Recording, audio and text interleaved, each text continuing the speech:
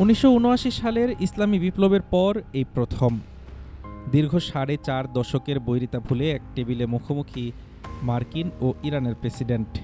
ফ্রান্সের ভার্সাই প্রাসাদে G7 শীর্ষ সম্মেলনের ফাঁকে ঐতিহাসিক এক অন্তর্বর্তীকালীন চুক্তি সই করলেন ডোনাল্ড ট্রাম্প ও মাসুদ পেজেশকিয়ান।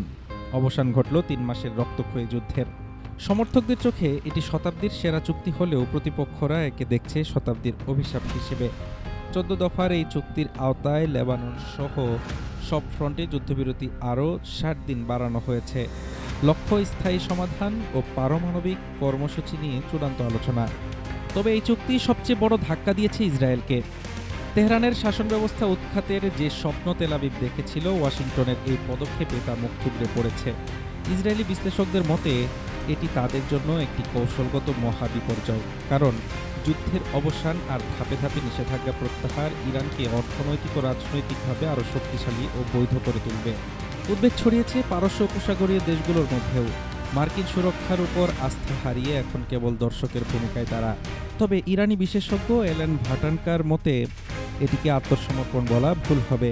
বছরের পর বছর ব্যর্থ বল প্রয়োগের পর এটি ছিল সবচেয়ে কম ক্ষতিকর পথ। চুক্তি সই হলেও শঙ্কা কাটেনি।